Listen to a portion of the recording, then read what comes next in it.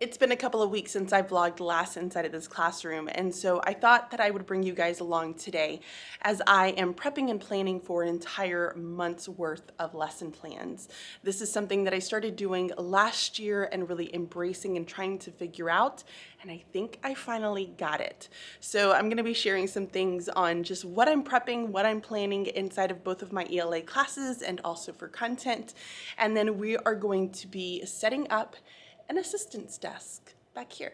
So I mentioned to you guys that I wanted to plan for an entire month.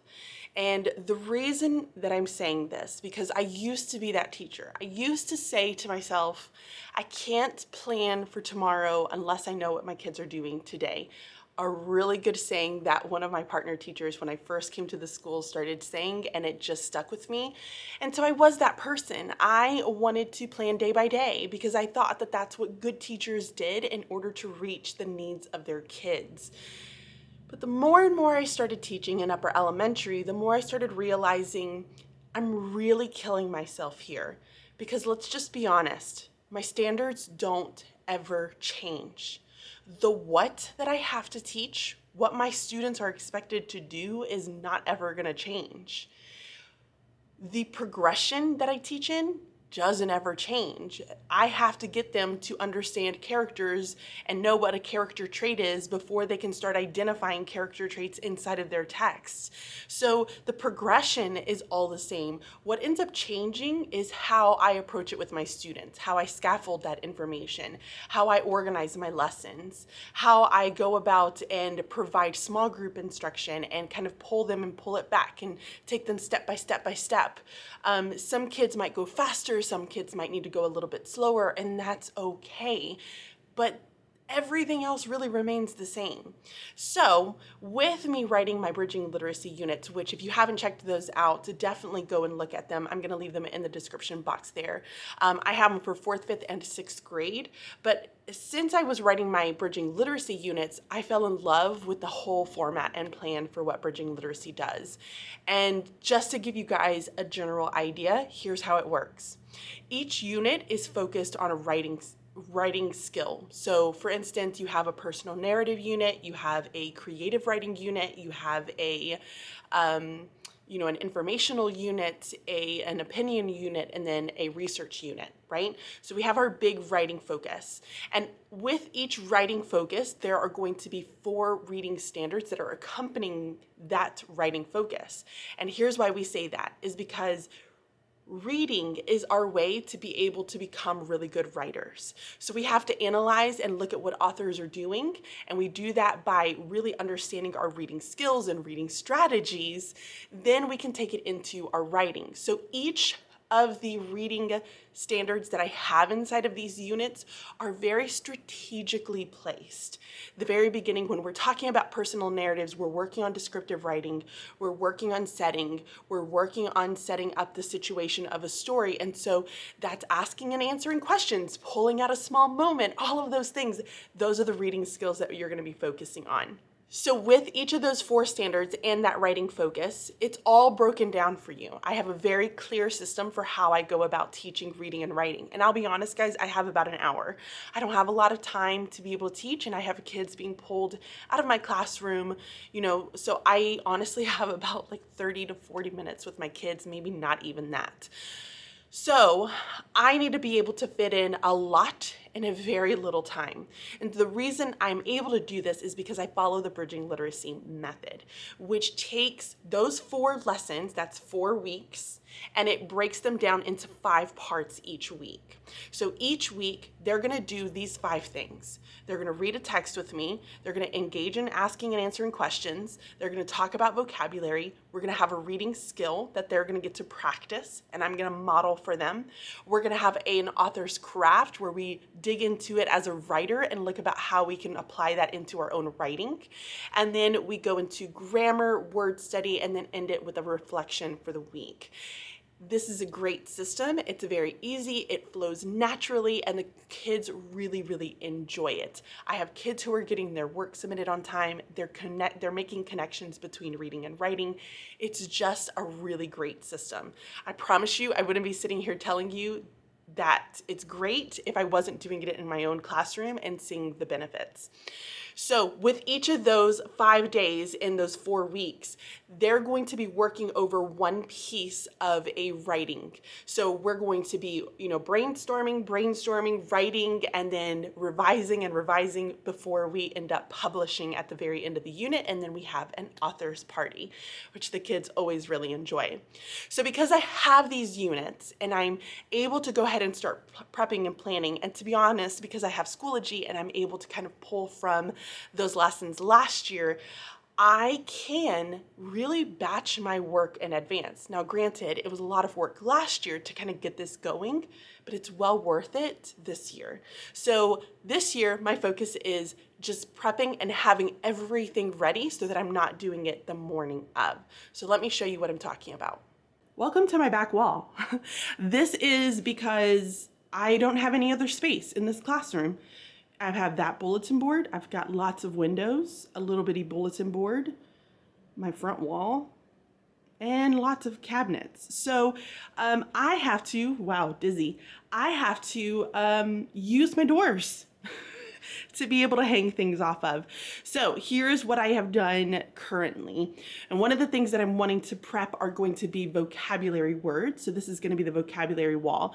5th grade is going to be on this side. 6th grade is going to be on this side. But I have the book that I read along with the words that are next to the book.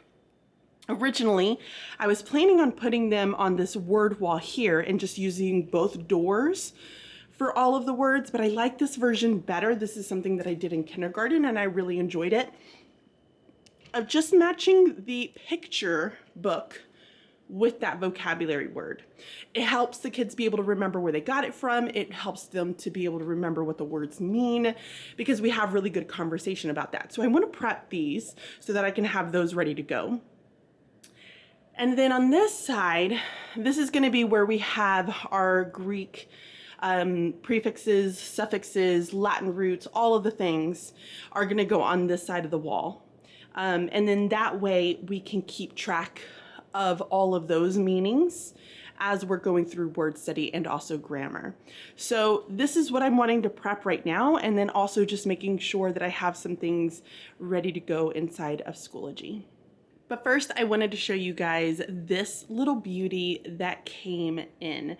This was gifted to me by Flexispot. This is their Flexispot Kamar all-in-one standing desk EB8. Guys, I was so excited when they asked if they could send this to me to review.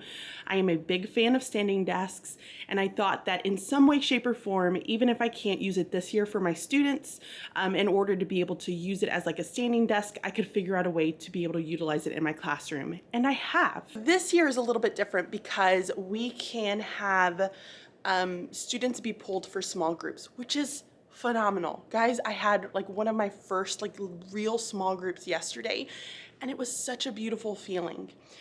So this also means that I have, because I'm teaching 2 blocks of ELA this year and I'm not teaching math, that I have 2 different assistants who come into my classroom in order to support different learners that are kind of on their list.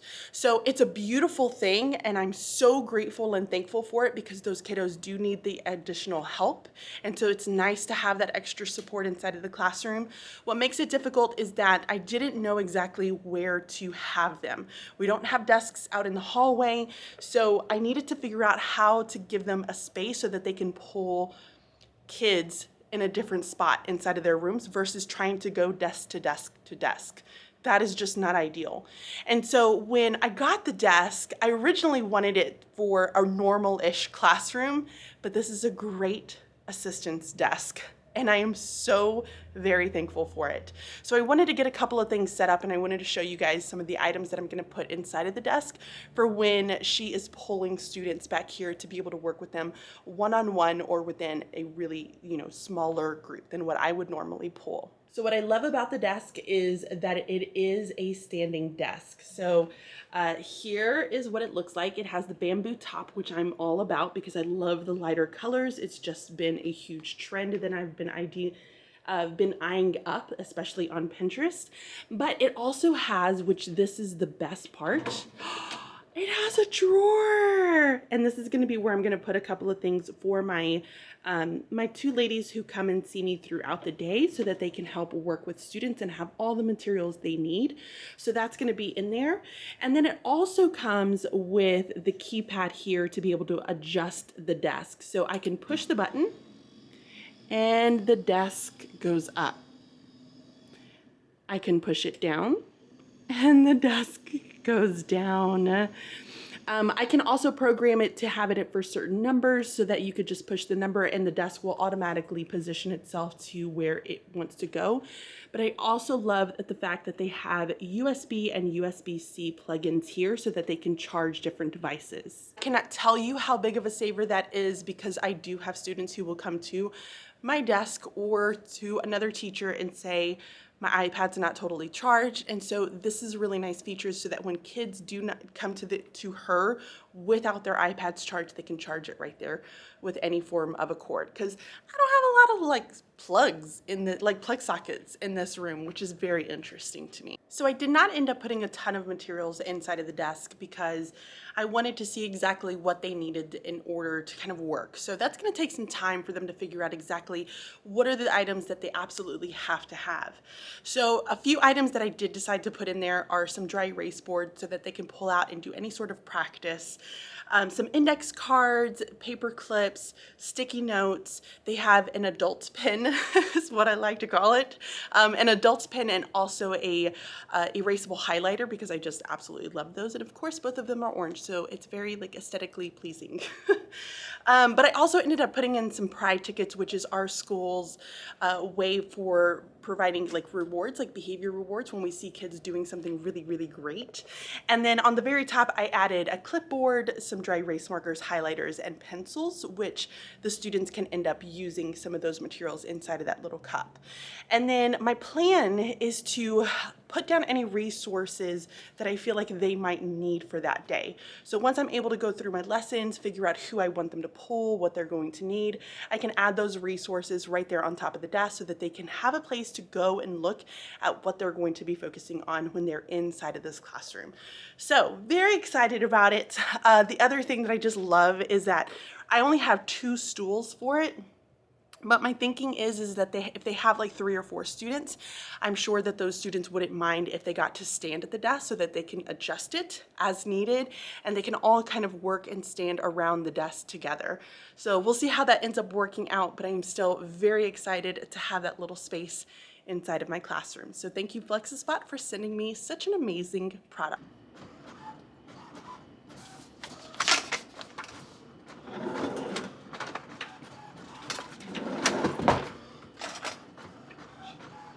So please excuse all the sounds that you're probably hearing in this room. It was getting really hot while I was filming just a little bit ago and I had to turn the lights off and turn like the AC and everything back going. But I wanted to share with you guys something that I do that I think helps save me a ton of time. So one of the things that I'm working on right now is printing out my vocabulary. And I know that I'm going to do this on colored paper. So I've just printed out the picture books, which I already had, just used PowerPoint for this, or I'm sorry, Google Slides for that. And then I'm going through and getting ready to print out my vocabulary. So I have all of my colored papers you can see here that I'm gonna stick inside of my printer.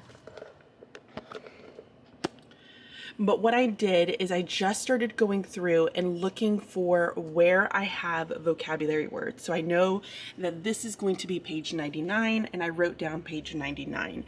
And then I went up here, kept scrolling and looking for the vocabulary words. And then I found another one on 75. So I know I'm going to print that page here. So I wrote down the 75 there.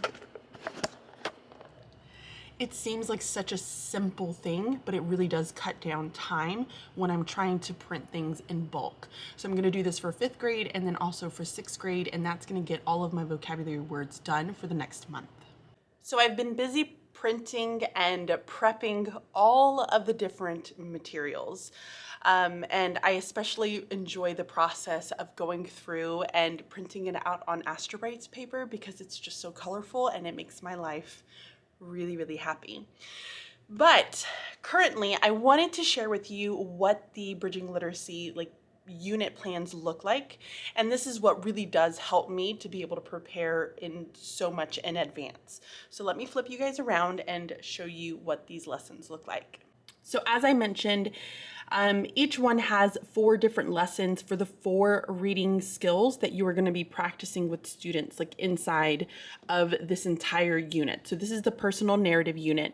And so it comes with lesson plans that are already written out to give you an idea of how to teach. And so when I was telling you guys that we have kind of the 5 parts for each lesson, you have the engaging text, which is going to include vocabulary here and reading the text.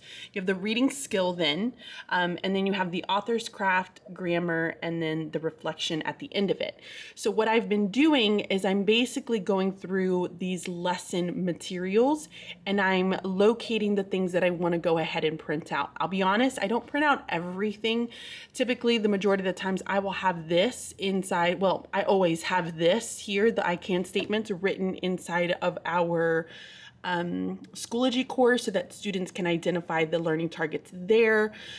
These I don't typically print out because I know them like the back of my hand, so I don't necessarily need them anymore, but I will review them at the beginning of the day just so that I can feel prepared. And then same thing goes with this. These are little sticky note pages that go with the book. I don't necessarily need those anymore. It just kind of is nice to have.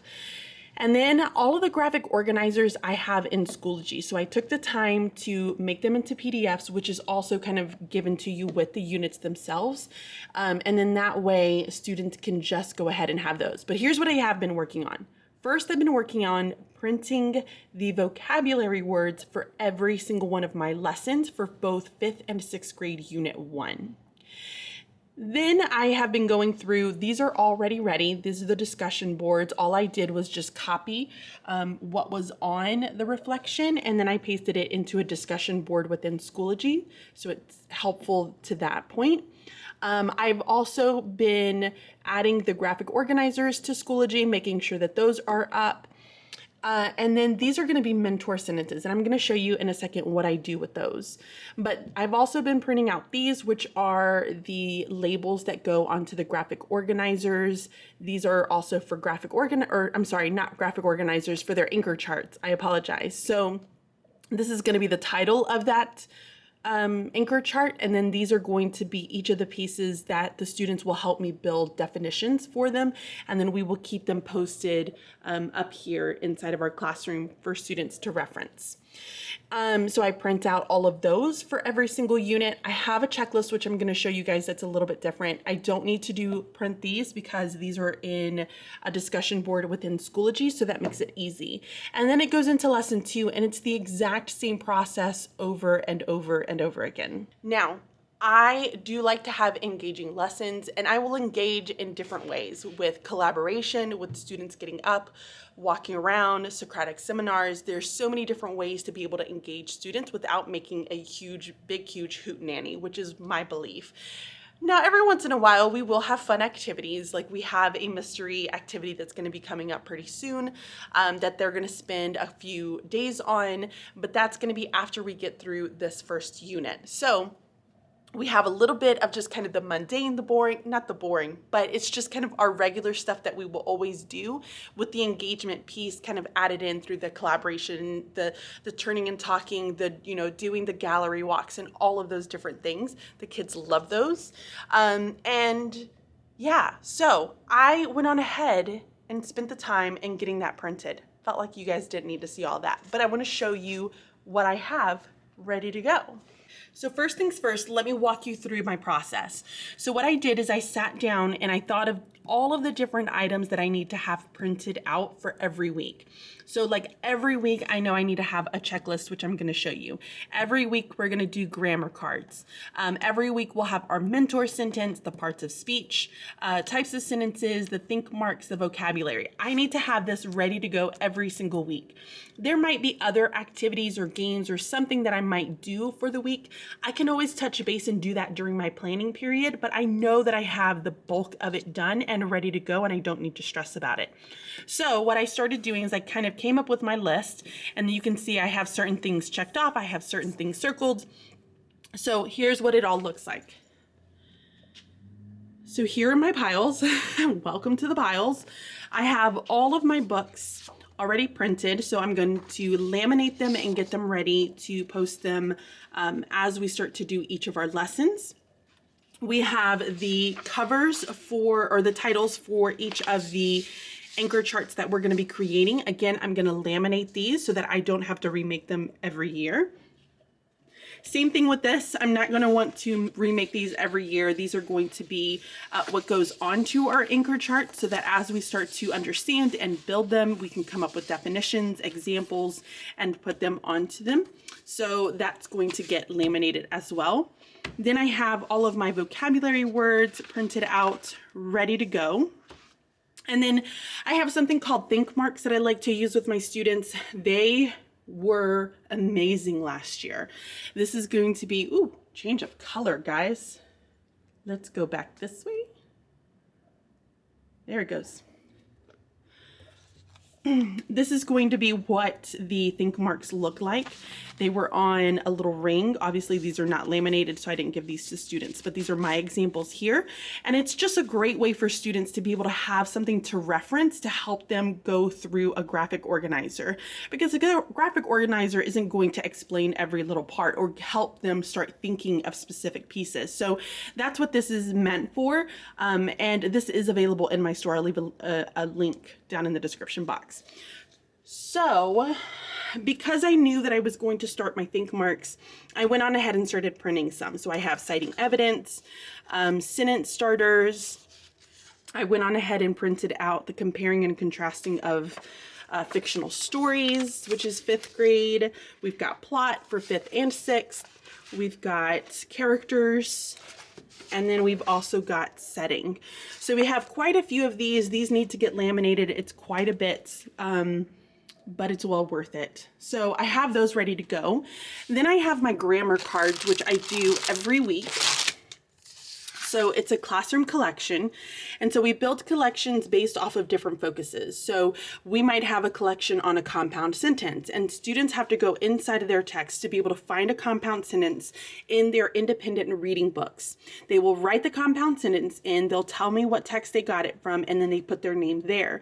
And then as we want to build practice and have kind of opportunities where it's a little bit down and maybe we can do some extra grammar practice, I can open up a classroom collection, read out one of the cards, and the students can then try and figure out what the focus of that sentence is. So they have some more opportunities to be able to pull them apart. And the kids always love it when their sentence that they found was featured in the lesson. So these are just really good and fun for students to be able to do. So I have all the card stock to be able to make those copies on. I got to do that early one morning when there's not a ton of people at the copy machine.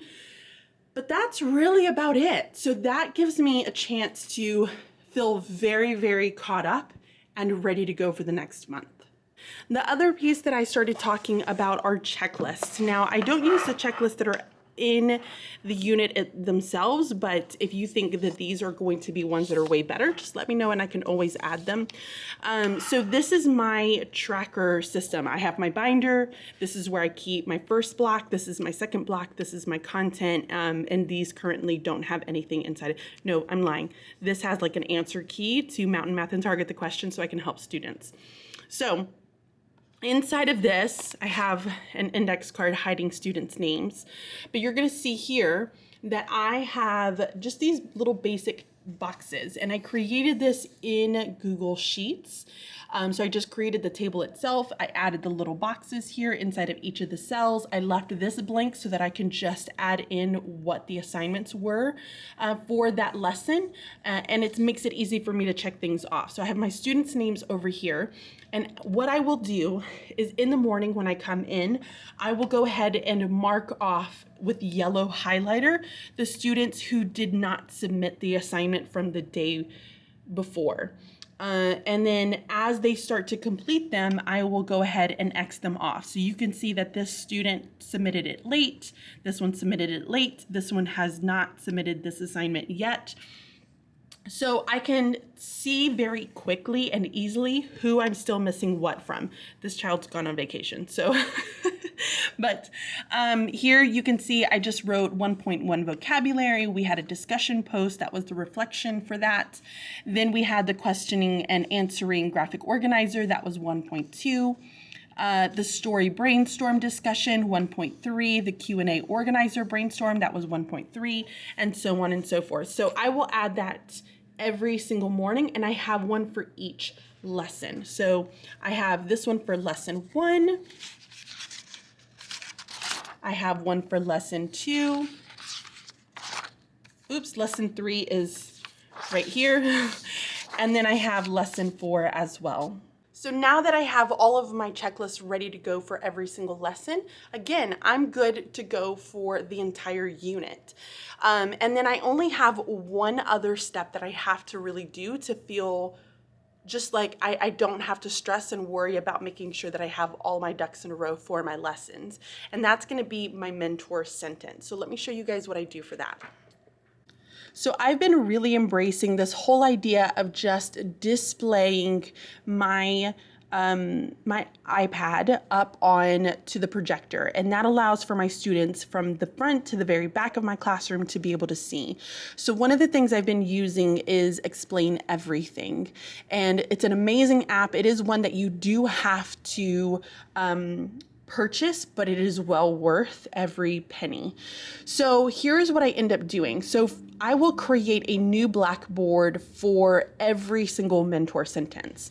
When I create that, I'm going to have the sentence just written out with white. And then I will have my students use their whiteboards, which are located at their desks, and then we will start to discuss what we observe. What can we see? What can we find? And so they will have different opportunities to practice different things. So for instance, in this one, we started pulling out certain things, and then we finally observed that there were conjunctions. So we talked about how it combines. Here it combines name. This conjunction combines sentences. So then the students on their whiteboards were able to make 2 simple sentences from this compound sentence. And then from there, we started the conversation of subject and predicate. So this is 5th grade. And so students had the opportunity to practice with subject and predicate. I modeled that piece. And then they also had some other ones to be able to practice with. So I had other sentences already pre-written out that I wanted them to be able to go and show, this is a good one, to show me that they understood subject and predicate on their whiteboard. So they would have to write the sentence out, they would box it in, they would underline it, and we would discuss it from that point. So the kids had a really good time with this, and then they ended up having some practice that they did independently.